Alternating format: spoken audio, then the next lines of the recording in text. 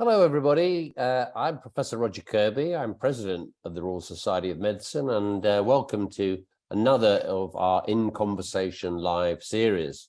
Tonight we have a guest interviewee, Professor Iqbal Singh, who's a consultant in medicine for older people, and he's also Pro-Vice Chancellor of the University of Bolton. And Iqbal has been a very influential doctor, changing I think people's attitudes towards healthcare provision in the UK. So we're going to talk a lot about that and about the issue of BME doctors. And let's start, Iqbal, with a little bit of information about yourself. Tell us about yourself. How did you end up in Bolton? Good evening, Roger. First of all, thanks very much for having me here. It's a pleasure to be back at the RSM and back with people like Simon Wesley and yourself. It's a great pleasure. So I was born in Simla at the foot of the Himalayas. And I had my schooling at YPS Patiala in Punjab, having passed the competition as a Government of India Merit Scholar. So as was common in the Indian families, we were discussing career options often. And the options I had was to go into the civil service, follow my dad in the IAS, or become a doctor, follow my uncle, who was a professor of medicine, or become a cricketer. So I went to the medical college at Amritsar, Guru Nanak University, and the cricket aspects ended there. Because at that time, medical education, full-time medicine was not compatible with playing full-time cricket as well. Mm-hmm. And in a way, Roger, I think I was lucky, because in the university circuit at that time where I was playing, we had two of India's fast and furious bowlers of that time, Madan Lal, Mahendra Ramanath. And I was a one-down batsman without helmets. So I thought, oh, that's really great, sitting in the stands and watching them rather than being right in the middle there. Were you a good cricketer? Could you have been a professional cricketer? I was a good cricketer. I was a good batsman and a good fielder, and I could bowl as well. So Sachin Tendulkar, maybe slightly better than you? Oh, he would be a different league. But growing up, we had people in India like Paulie Umrigar, and we had Garfield Sobers that everybody knew at that time from West Indies. Yeah, marvelous. So, okay, so you brought up in the foothills of the Himalaya, which I've been to the Himalaya, and it is the most fantastic place, the gorgeous countryside there. So tell us how you got to the UK then. So when I finished my medical school, I had just started my residency at PGI Chandigarh. And my cousin, who was India's Deputy High Commissioner in UK, came to Chandigarh and discussed with me what I was planning to do. And I said I was getting ready to go to USA. So that was my plan for further education, because my brother had been there and he'd just finished his PhD at Berkeley. And he said, would you like to come to England for a couple of months, and I'll arrange that with my friends. So he spoke to some of his colleagues at Solihull in Birmingham, and they arranged a period of clinical attachment for me. So I came over to Birmingham for a period of 2 months, but then that was, Roger, 1974. Right. And 50 years later, US plans shelved, and then I am in Blackburn. Right.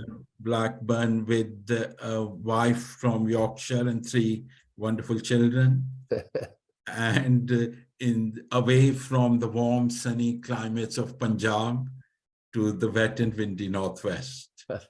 Was it a bit of was it a difficult decision to make, to leave your family and come all the way, travel halfway across the world to to England.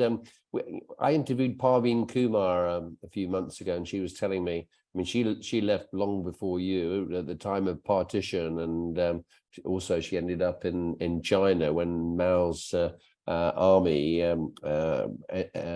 invaded Shanghai. So I mean, she had a very difficult departure from the Southeast Asia. How about you? Was it a tearful departure you had? No, I think I was looking forward to, but the plan was really that I was coming for a short period for further education. Right.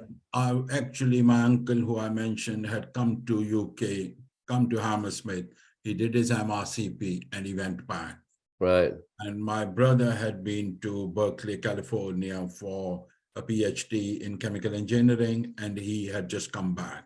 Right. The aim was that I was going for further education. I was going for training for a short period of time. And then I would return back to PGI. In fact, I think when I came, I had this arrangement with PGI that I could come back. Right, right. And your you got three girls, have you? Three daughters? No, I've got two boys and a girl. Uh-huh. But none of them, you were telling me earlier, none of them want to follow in your footsteps and do medicine? No, and I think they may have made the right decisions. Well, we'll come on to that, because I think, you know, there's a bit of a crisis right now with doctors leaving and workforce shortages. But listen, what's made you famous? I mean, you were famous before, but you're more famous now because of the Arora review.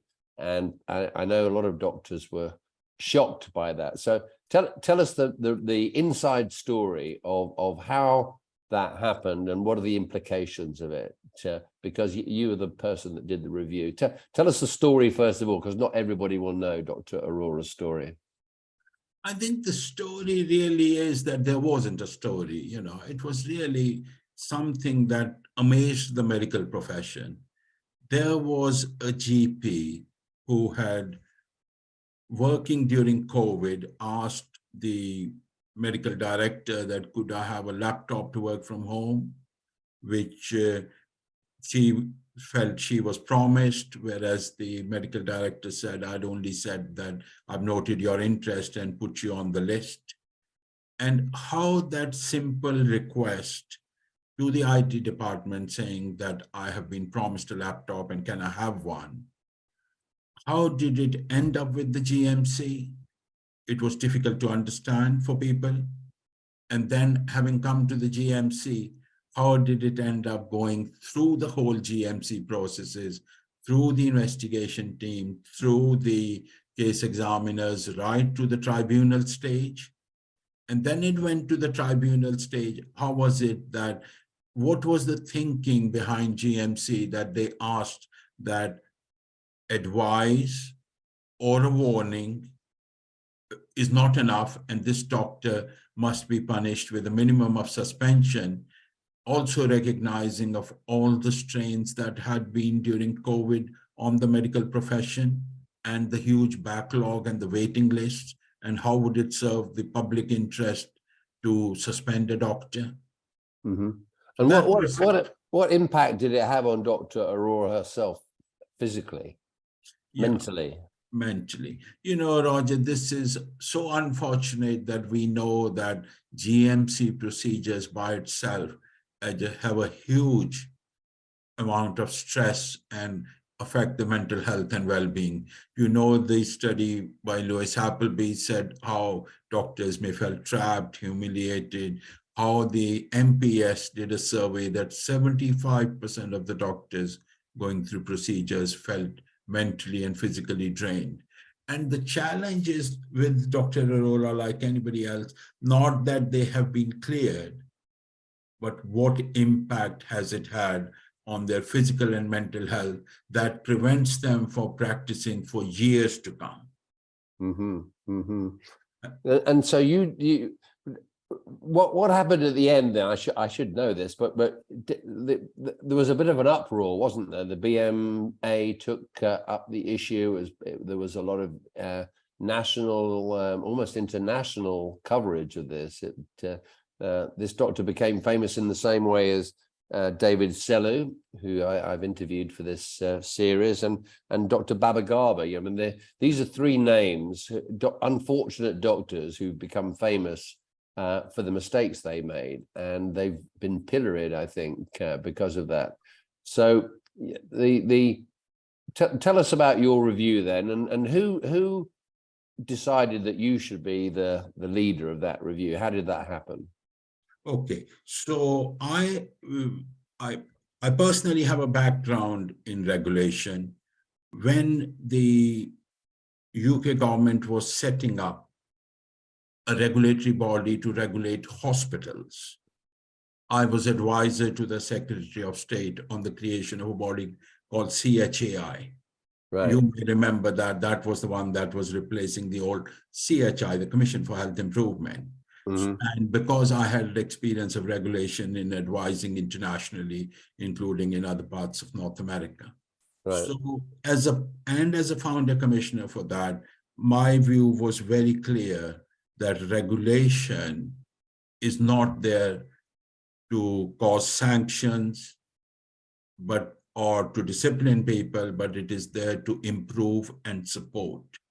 And regulators will judge their success on how they have improved the healthcare delivery. So I was on the board and I chaired the safety group, so I had experience in that.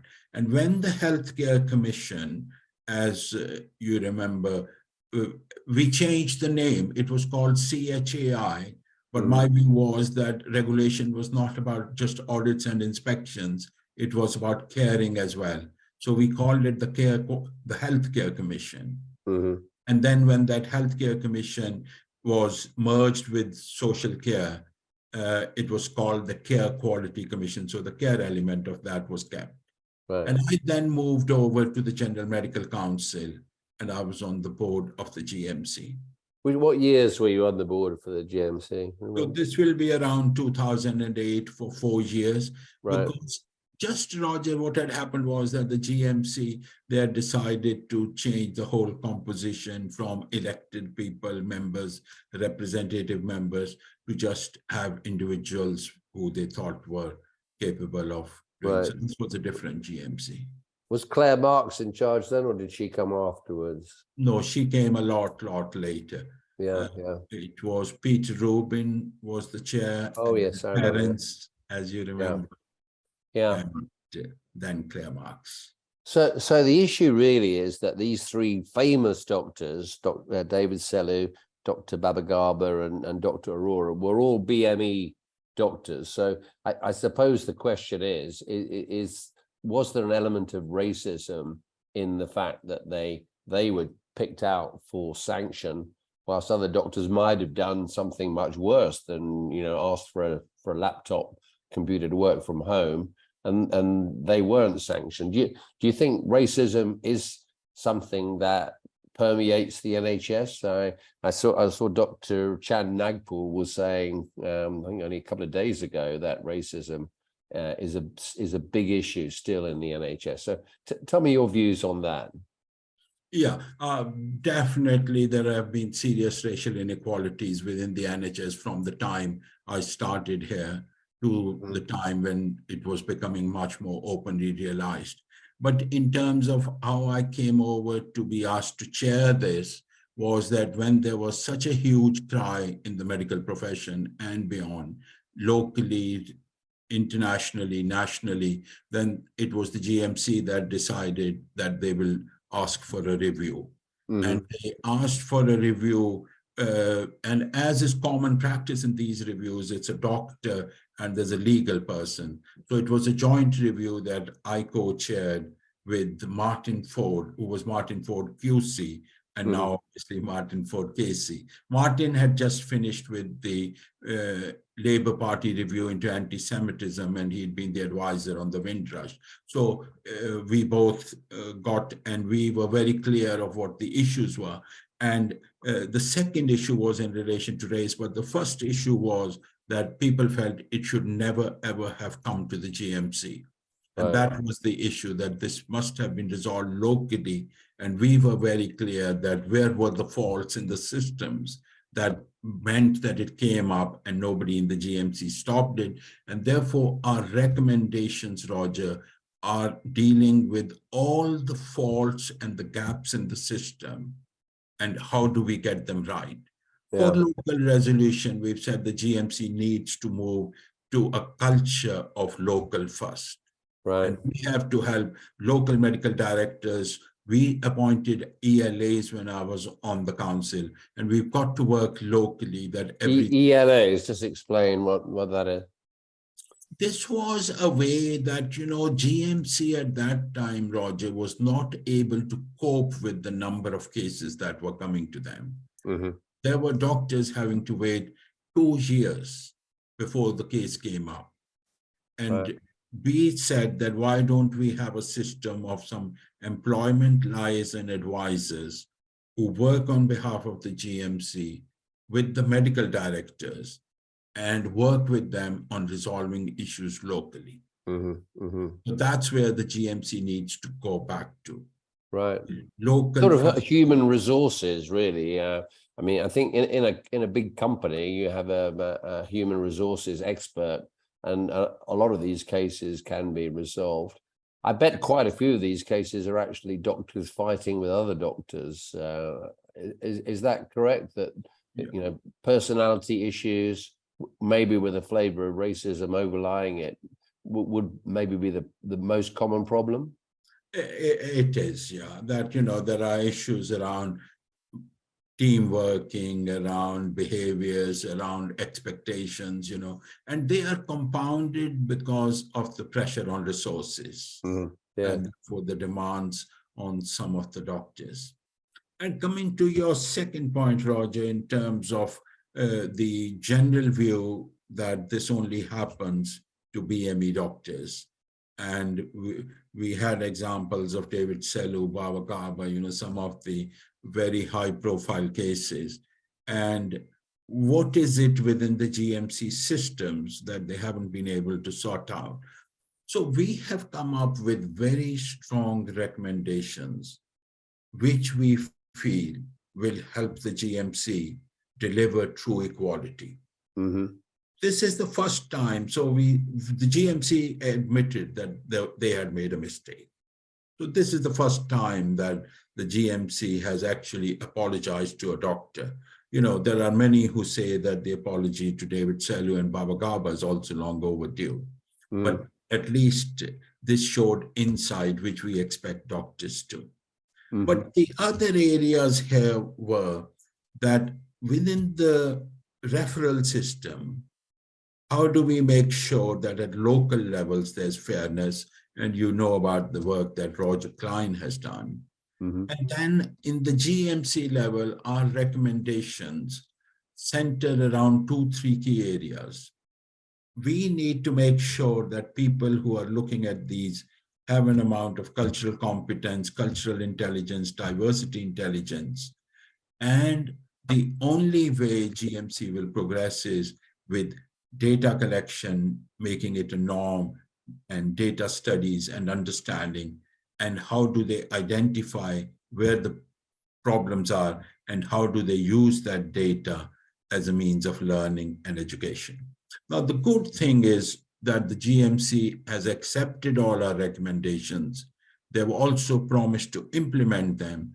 And this is the first time, Roger, in terms of race, that the GMC have also admitted that the organization is not free of racial bias. And they have also said that we will abolish differential referrals, we'll abolish our own processes, discriminatory outcomes within a period of 3 to 7 years on different areas like differential attainment.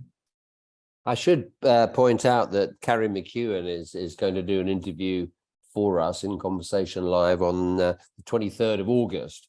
It won't be me doing the interview, it'll be our president-elect, Professor Jill Leng, will do that interview. So I think we can put, I'll ask Jill if she can put some of these issues to Carrie McEwen herself. So we'll see what she says about this. But, I think everybody accepts that there has been endemic racial bias in medicine. I certainly, during my career, I think things have improved a lot. But let me ask you one question that, the way you come across is you're a regulator who's very supportive of the medical profession, and I think probably most of our people watching this program now or later will mainly be members of the profession. But what about patient safety? Because maybe can you overprotect doctors and be over compassionate to doctors? What about Dr. Patterson, for example, in the Midlands, who did such harm to all those patients with breast cancer? Any thoughts about that?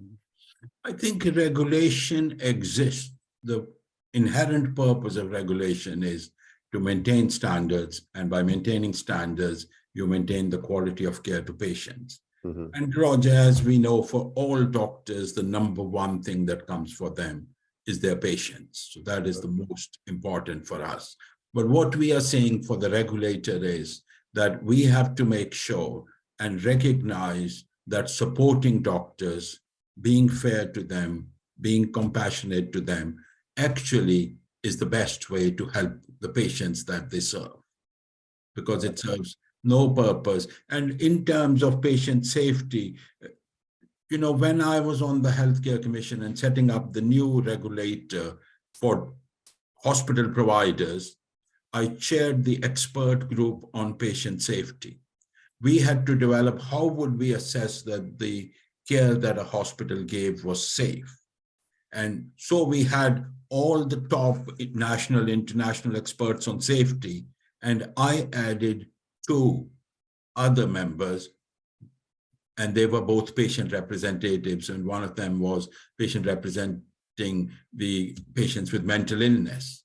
Mm-hmm. Because what we said was that these are the people who will actually tell us as to what does healthcare look like, rather than us. Because it was so easy.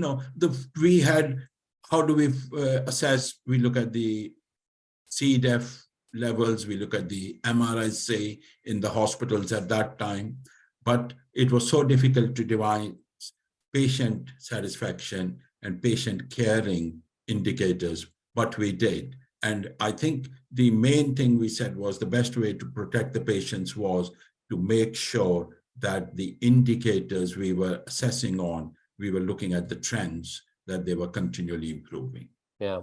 Well, I suppose the word that sticks out from your review, which I read and I thought it was beautifully done, the word that sticks out is compassionate.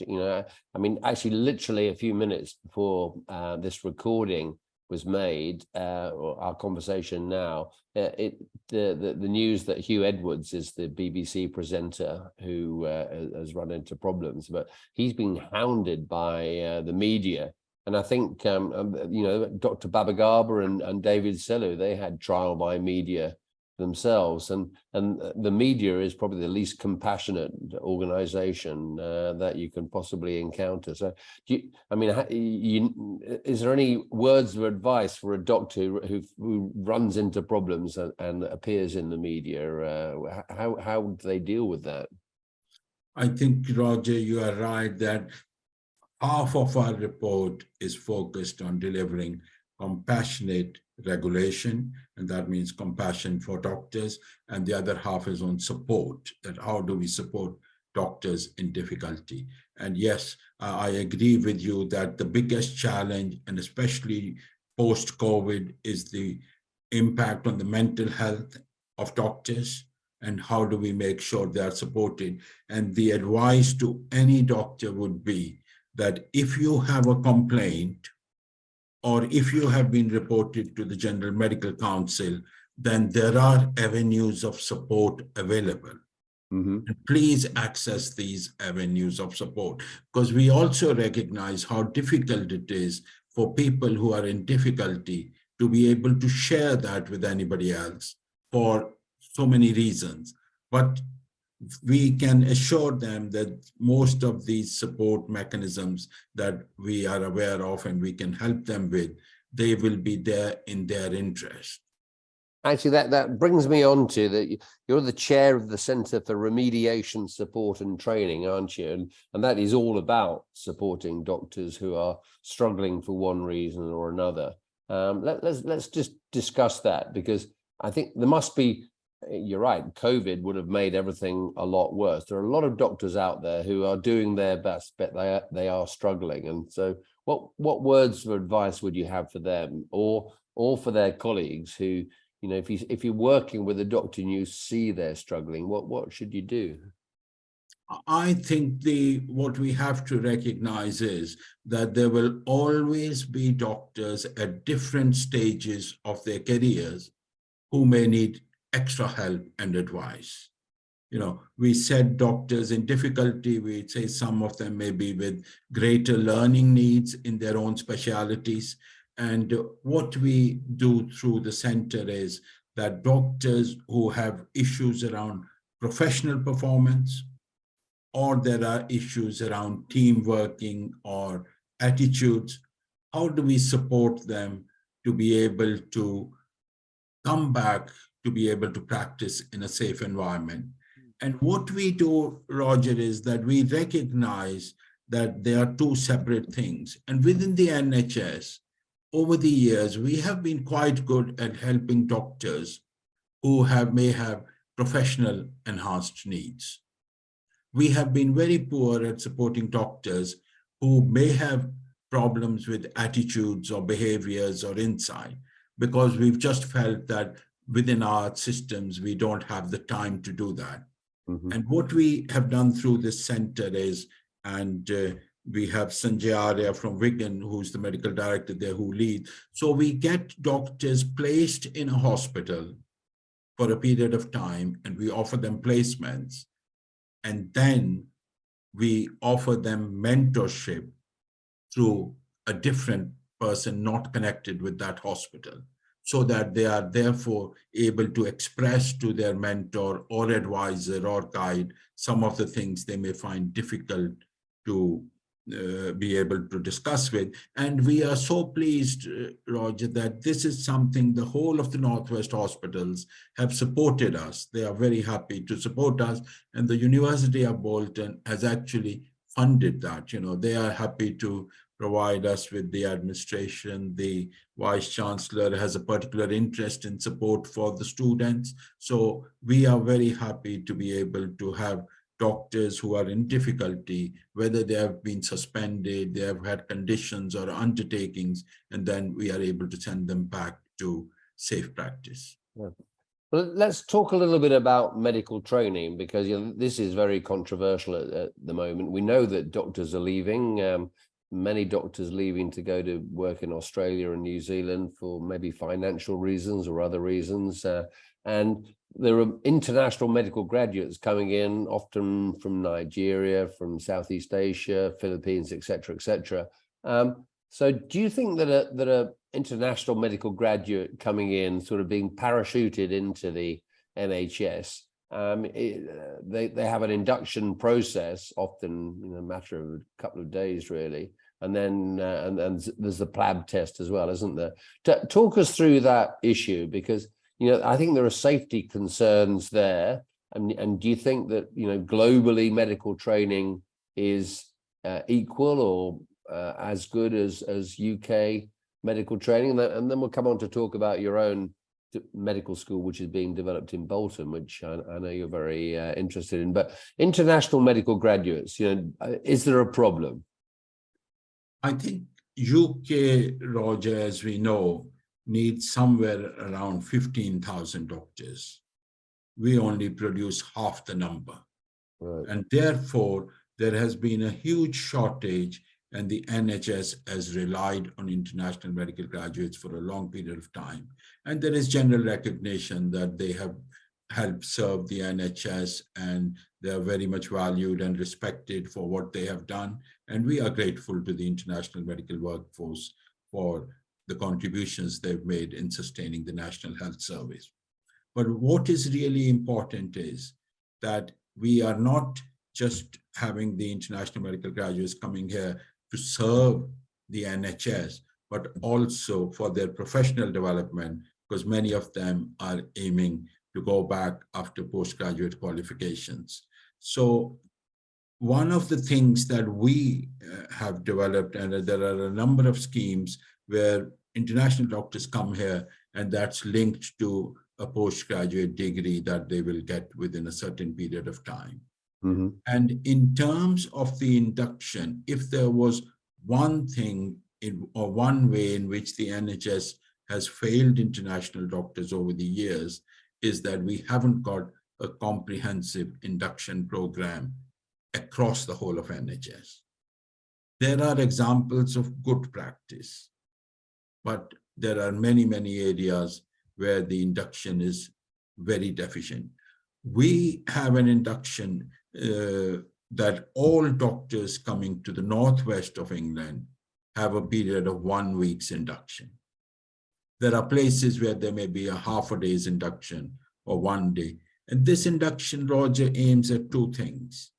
It aims at helping doctors integrate into the NHS, and it helps them integrate locally into the communities. But you know, there have been a number of initiatives within the NHS for induction, and there will be more, because there is a recognition. And you know, this is going back to just the end of D.M. Donaldson's days as the chief medical officer. And you may remember he set up what he called a round table on race equality in medicine.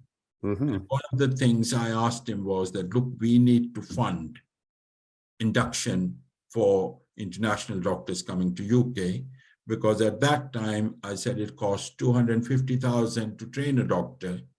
If we are getting them from overseas, at least let's give 2,500 each for the induction. And he sanctioned that for 12 months. So all doctors that came at that time got it. But we've got lost in that. But I think the good thing is that most trusts now are improving their induction. Mm-hmm. Is there a sufficient incentive for them to do that, or are, you know, they're so short of clinicians, aren't they? I mean, we're dealing with rota gaps and so on. Who I mean, the whole issue of locum doctors is a big one, isn't it? People are paying loads of money out for locums, and can you really do a proper induction for a locum doctor who may only be there for a couple of weeks, or for even less than that? I think these are the inductions we are talking about are for international doctors that trusts are going overseas or are being helped through Health Education England in the past to be able to get them from overseas. And therefore, they see it as their duty that we will have these doctors working for a week, because otherwise they wouldn't have had a doctor. So that is the thinking behind that. It has changed. So I would think that we are improving with induction, but we must make it uniform across. Well, let's talk a little bit about medical training. I mean, I think the plan is to double the number of medical students from 8,000 a year to just over 15,000. So that means opening new medical schools like the one that you're involved in Bolton. But will these new medical schools have a different way of teaching doctors? Will ethics and compassion be part of their training to a greater extent than the more traditional training, do you think? Yeah, I think that has to be the future for medical education and the doctors we produced. Because if you remember, when years back we were training doctors and we were wanting to be the top academics, but there were no modules on communication skills or on any of the other aspects that you mentioned. So within our own medical school, for example, we have said that the focus for us in producing doctors for the future will have two clear elements. We want to produce doctors who are able to practice in a holistic way, that is across hospitals and communities, because we recognize the need for doctors in the community. And the other is that we want to produce compassionate doctors, doctors with compassion embedded into them. And we are lucky that we already have the resources and the facilities in terms of compassionate care, because the other center we run, which is the Older People Center, the motto for that is safety, dignity, and compassion. That's the logo. So, but we do need doctors that are for the next generation. and that they have both compassion and holistic attitudes embedded in them. One of my hobby horses is the old firm system, which I think probably you trained with the firm system. I certainly did with at the Middlesex and St Bartholomew's and at St George's. We had the firm system was basically a mentorship system or apprentice system. And when they modernized medical careers about 2005, with the best of intentions, they produced this rotation of training where you go from the trainees go from A to B to C to D to E, and they don't form links with their trainer in the way that they used to. I mean, do you have any thoughts about that? Should we revert to more of an apprenticeship system, or is that old-fashioned and out of date? No, the apprenticeship system for even medicine has a future. And as you know, there may be that some of the medical schools will have apprentices progressing on. But in general terms, the contact between individuals and, you know, Roger, the firm system, or the dining rooms that we had where doctors could meet and you were discussing your patients over lunch or a cup of coffee, or the staff rooms that we had, you know, they served a very useful purpose, that they brought individuals together, they brought teams together. And that really is something we need, the human contact, not just in hospitals, but with GPs and patients. And a lot of GPs will tell you that they really feel that that individual contact has been lost in so many ways. Yes, I think I read somewhere that somebody asked, saying, put the fun back into medical training. I mean, it sounds a bit weird that medical training should be fun, but it certainly was when years ago when I was training. I mean, we're talking about topical things. We've mentioned Hugh Edwards, and it can hardly be more topical than that. But there's a bit of a song and dance about physicians' associates at the moment. I think the patient Emily Chesterton was a young lady presented with pretty classic symptoms of pulmonary embolus, which were misdiagnosed and came back a week later, still breathless, and then died of a pulmonary embolus. And this is in the media, in the here and now. So, and she wasn't aware that she hadn't been seen by a doctor. She'd been seen by a physician's associate. So what are your thoughts about that? I mean, of course, it'll be cheaper to hire a physician's associate rather than a doctor, but you know, they won't be as qualified, they won't be as experienced, and you know, I'm not even sure that they're regulated. What would happen if in that sort of situation where the mistake was clearly of a physician's associate? The GMC don't have any jurisdiction over a physician's associate, I don't suppose. Any thoughts about that?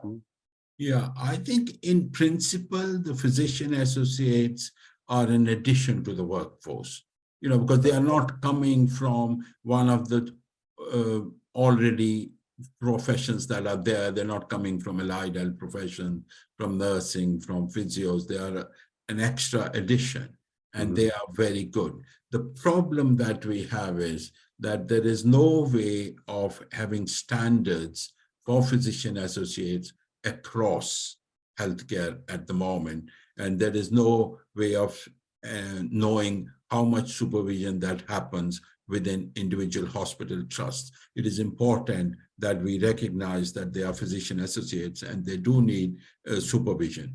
But in terms of regulation, till they get regulated, that is a problem. But the GMC, as you know, has been asked to take over the regulation of physician associates. So it will help bring about some standardization within us. In Bolton, we produce, and from our institute and from the university, there are a number of physician associate places, and most of those physician associates end up serving locally, and they have been an asset to the local medical workforce. But the most important thing is to make sure that standards are maintained, they are supervised when they should be, and I think there must be some regulation, because they can't prescribe medicines as yet, they can't give intravenous, and therefore once regulation comes, it will make it a bit easier. Right.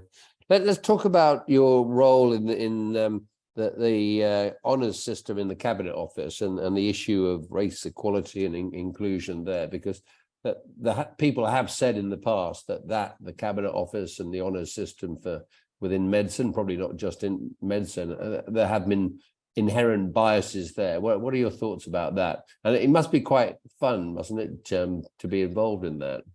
Yeah, I mean, it was both a great privilege, honor, and as you say, it was really fun. But what it was in relation to the question you asked, in relation to honors and diversity, when I was specifically appointed, I was asked to look at the data, and the data was that 24% of NHS staff are BME, 40% at that time, 42% now of doctors are BME. But in terms of the numbers receiving those awards, they were at the bottom end of single figures. And I was therefore asked by the Cabinet Office and to see what was possible, and I helped develop a strategy and a plan, because the main thing was, how do we reach out to the colleges, to the College of Surgeons, College of Physicians, to the academies, to individual NHS trusts, and ask them to send a diverse group of names, because we wanted to represent this diversity within the honors award system. And we had very great support and response, because everybody agreed with us that yes, we should have this diversity represented in the system. And with some of the work that we have done, and Roger, yourself and the audience will be really pleased, is that the NY23, the New Year 23 list, is the most ethnically diverse list, with 20% of the awards going to BME workforce, 50% of the awards going to women. So, and we are also looking at issues around geographical distribution, and we know the challenges across the Northeast and the Northwest in trying to get more numbers. But at least there's a recognition that we do want to make sure that everybody feels equally well recognized, but obviously if they're deserving. No, I think that I should really congratulate you on that, because I think clearly there was a problem, inherent biases there. So what do you, briefly, because we're not going to be able to solve this tonight, the future of the NHS, Iqbal? I mean, the word crisis crops up in the media all the time. The Times is doing a review. People are calling for a royal commission. Javid Saj said that, I think, in Sunday newspapers. But what do you think? I mean, can this institution with a 1.5 million employees and a budget of how many billion now? So many billion, 160 billion or something like that. Can it survive for the future, or is it in decline? Yeah, having served the NHS for almost 5 decades, I've seen the NHS go through many, many challenges, many, many problems. But what it is going through now is almost unprecedented. These are very difficult times, post-COVID, and with the workforce we see. 25 years back, we were marking the 50th anniversary of the NHS. And I was speaking at one of the events, and my views were that the NHS is society's largest asset. It is even impossible for us to contemplate NHS not being there, but it will have to change. It will have to change how it looks after older people, how it develops integrated care, how it looks after safety. But if you ask today, I think we have to say that the NHS is in unprecedented, difficult times, and we have to develop a model of care that has a care plan for older people in the community rather than in hospitals, integrated care. How do we make care safe, a culture of zero harm? But most importantly, how do we make sure that the workforce within the NHS that the people on whose goodwill the NHS has survived. And COVID really tested the goodwill because people went out of their way, the medical profession rose to the challenge and delivered. But we knew that the cracks will come to appear as soon as we start recovering and resetting. And that's what's happened. And we'll have to address that. And finally, Roger, I think 25 years from now, if we have to keep the NHS, we are going to have to look at the model of funding. I personally think it must be available free to everybody at the point of care, everybody who needs it. And those who have the money, if they were able to contribute, if that was the way we went forward, that may be one way as well.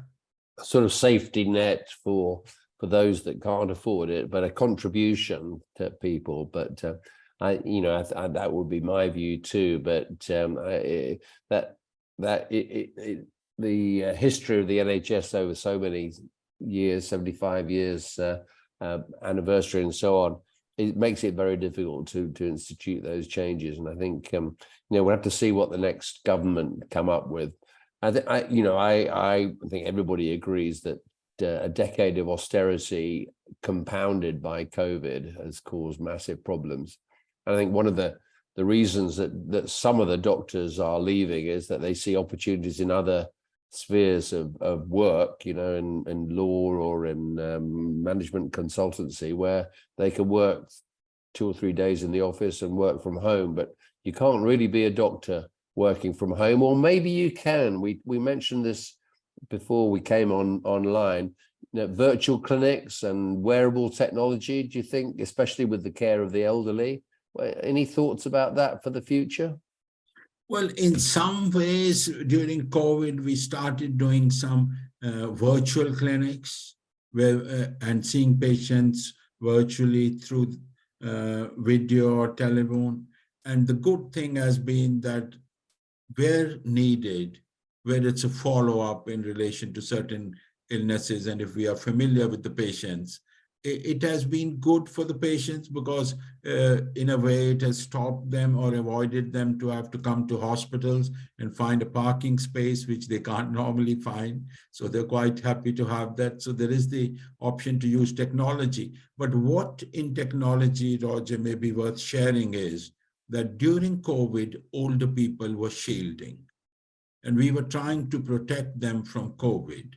But what we also did was we made sure that trying to protect them from COVID, their frailty did not get worse.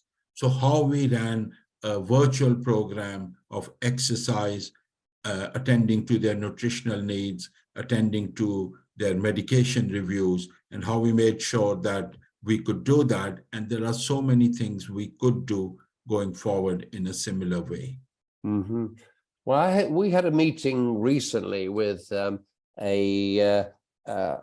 person in London who runs dementia homes, specialist dementia homes, and that must be one of the issues that you deal with a lot. And it's a growing issue. And I think, do we have 1 million people in the UK suffering from some form of dementia right now? It's an enormous problem. And I guess it's an enormous problem to find people to look after them. And that's going to be a social care issue just as much as a medical issue. So what are your thoughts about that? The argument we were hearing with this lunch is that we needed a sort of accreditation system of training for the carers for patients with dementia who have very specific and special needs. But right now, there is no training, and they're sort of parachuted into these homes without any training at all and any accreditation. Do you have any thoughts about that? Yeah, no, I fully agree with you that, whereas in hospitals, we have standardized protocols in terms of management of certain clinical conditions, across the whole. We don't have similar protocols in terms of management of people in care homes because there's no uniformity. So there may be some care homes which are doing very well, and there may be others that are not. But what if we were devising a new plan for the care for the next 25 years, it would have to be a health and social care plan. So we would have to have integrated healthcare. The center that we were talking about, how do we train people? This is primarily how do we make care safer by training our healthcare workforce and our social care workforce. And how do we make them feel more competent by giving them training on certain aspects? For instance, management of diabetes. How do we make sure that we have some standardized protocols? And for care of dementia, how do we make sure that we have brought in the caring element and the understanding? And you're right, it's 1 million, and in another 10 years, it could go up to 1.1 million. That is the extent of the challenge. And do you think that the care for patients with dementia right now is satisfactory, or are they sort of put away and left in homes and without proper care and attention? What are your thoughts about that? I think the care of older people in the community needs a lot more work, and care of older people who are even more vulnerable because of frailty or dementia or repeated falls. That is even a bigger challenge that we need to address too. And we definitely need to improve the care and develop some. And what we don't want to do is sacrifice the quality of care and the quality of people that are delivering that care, whether it's in care homes or to people with dementia. There are some good examples. And, there is an organization we work with, and it's called Belong. And they are one of the few care homes that once you are admitted there, they keep the patient for the rest of their life. Because a lot of times care homes will say, we can't cope with this patient, the needs have become too much. But that's the culture and that's the vision that we should have, that, we should be able to care for throughout the life with different needs. Well, so what happens if the care home says we can't cope with this patient? They end up in hospital, I suppose, do they? Is that or where would, other than hospital, where else would they go? Yeah, exactly. They come to hospital and then we're trying to find a different care home that will take them, but they shouldn't have to go from place to place. No, I see that. And then do you think that, I mean, why did you choose geriatrics or care of the elderly as a specialty? Tell us a little bit about that. Well, when I started my first job, the aim was that I would do cardiology. Right. But it was a job which had a lot of older people, and I got interested and I really felt valued and satisfied even at that young age. And since then, most of my training was in care of older people. And this is something that I have enjoyed because, the care of older people, because we always said that if you become a doctor, then you should consider yourself to be lucky, And if you are a doctor and you're serving those who are even more vulnerable, then you are really, really lucky. So, it's a satisfaction that I get from my patients. And like anybody else, Roger, I don't have to do my clinical work, but the most thing I enjoy is doing my clinics and seeing my patients. I bet you're a very compassionate doctor. Actually, one little plug for the RSM. One of the things that we're doing at the RSM is helping pupils, school students from less privileged backgrounds to actually get into medical school. We're giving them training for that medical school interview, because the middle class kids that come from the private schools have a big advantage. I mean, any thoughts about that? I mean, that's a form of equality, isn't it, really, that you can't get into medical school unless you can perform well in that interview. And the sort of questions you're going to be asked in that interview are, geared towards middle class, often white middle class kids. Any thoughts about that? No, that is a noble area that you are tackling and doing, and really it is very important that we can have widening participation, that we can have people that are going to go back to their communities, and that we are able to maximize the potential of all the people, all the young students that are there. And you will be pleased that in our medical school, we have identified that a certain number of medical students, we will take them from the ones that are from the low socioeconomic status and those that have the potential but may not have secured the same number of marks at that time. And how do we build some extra support for them? Right. Well, we've got a few more minutes before we finish. So, looking back over your life, leaving the foothills of the Himalayas and ending up in Blackburn and in Bolton and so on. I mean, well, any sort of parting thoughts? What are you most proud of, and what would you change if you could change things? What would you change?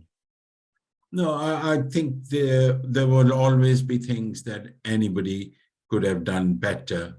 But I would say something, Roger, towards the end of the time about my work with the RSM. Oh, yeah, tell us about that. Yeah. Remind you that this was around 2000 when Jack Tinker was the dean of the RSM.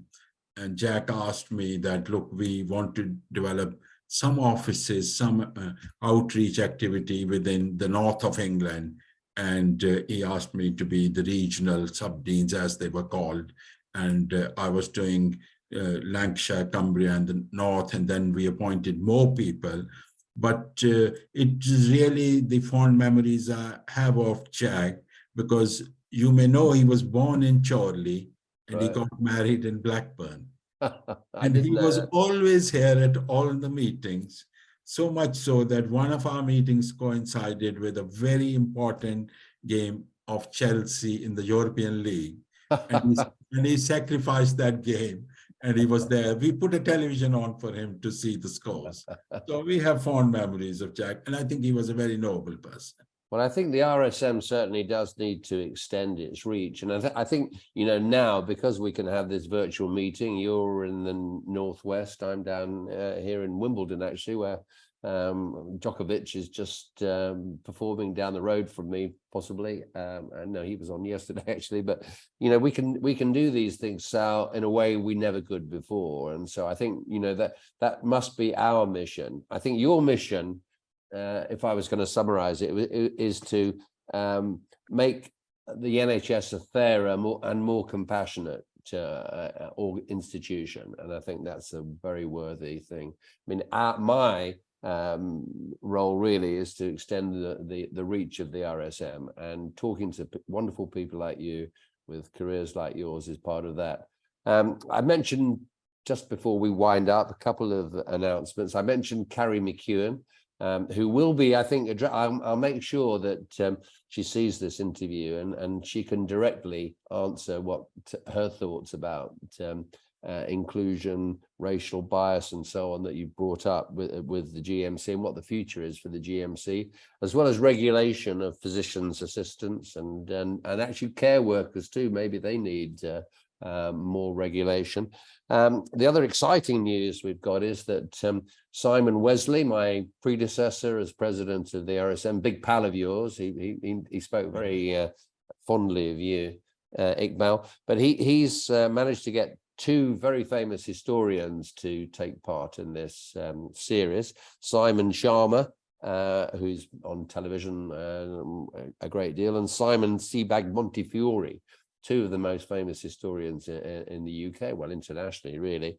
Is going to be both of them are going to be interviewed on separate occasions in October by Simon Wesley. So we've got a sort of triplets of Simons, and we're going to be talking about history, but much broader than that. I think Simon Sharma's got a book on pandemics, the history of pandemics, just coming out. So there's going to be lots of interest. So we do, and those are going to be in person, but also recorded. So if you're free to do come along to the RSM and join in and see Simon interviewing the two Simons. But for now, it's exactly 8 o'clock on the dot, and we like to finish with military precision. So Iqbal, it's been wonderful to talk to you. I must say you're a marvelous person to interview. You're just the easiest interviewee, and congratulations on your excellent work. I hope our paths will cross in the future, I'm sure. So take care. Good night, everybody, and thank you so much for watching In Conversation Live. from the RSM. Thank you.